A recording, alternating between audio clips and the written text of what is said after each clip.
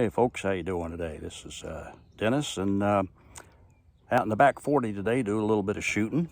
Got my 1851 Colt Navy with me today. I've got some new cellular and beloy wad cutters that I'm going to use in this conversion cylinder today. Now this is a Howell drop-in conversion, and this is a 36 caliber revolver.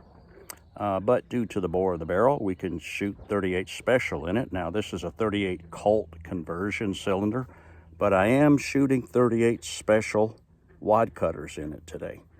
Now, if you notice, there's no way this is going to fit into the barrel. So we know that we've got a good tight fit here. And in order to get the conversion cylinder off, we just tap our wedge here. Pull our barrel off, pull the conversion cylinder out, and our Howell conversion has got the firing pins in the back plate, which we pull off, and she's open all the way to the front. So we'll stick these wad cutters in here. Now again, these are 38 special hollow base wad cutters. Normally a designation for the hollow base wad cutters is HBWC. Now we'll take our back plate here. It's got the pin hole drilled out. We'll line the pin up with the back plate. Got it in there real good. And let's stick her back onto the arbor. Now you want to be careful when you're sticking this on your arbor that you don't slam it on and accidentally hit one of these firing pins on the recoil shield. Now that would not be good at all.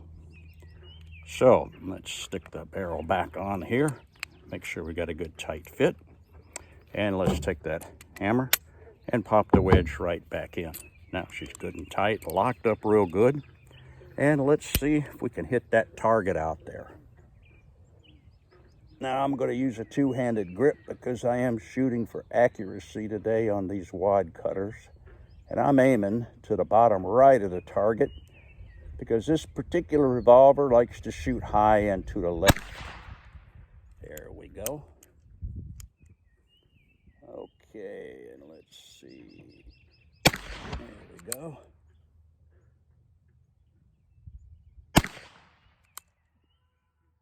Yeah, that's a lot better. A lot better. Okay. And I wasn't counting, so yeah, we got another one left. And that should be it. There we go. Put it back on half cock, and let's pop the wedge out. Now this hammer that I'm using has got a nylon tip on one side and a rubber tip on the other, so we don't damage our wedge. So you can see the surface of this is real nice and smooth. We'll pop the barrel off, take the back plate off. Now I saved my brass, and they pretty much just dump right out into my hand. And if they all don't dump out, I just give her a little tap with the hammer, and they come right out. And let's stick the back plate on, and let's go take a look at the target to see what we got here.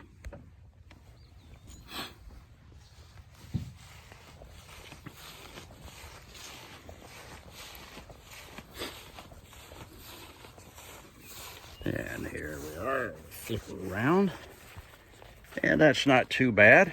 Now I was aiming down here at this orange spot to hit this orange spot, and I was just a little off to the right, but in line, off about 2 inches here, and so I can adjust that and bring her back up here.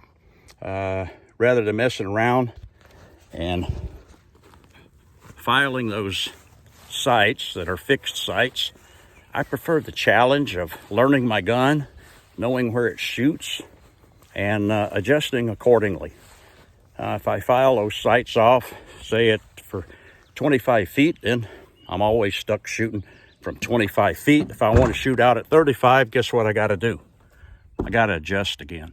Now I have the luxury of being able to do that because I've got my own range out here. Some of you may not have the luxury of being able to shoot from the different distances all the time, and you might be stuck shooting inside a range where you're shooting from the exact same distance all the time. If you want to adjust those fixed sights, then that's fine to do that. I prefer not to, but that's just my own personal preference. So appreciate you joining me today, and stay safe out there.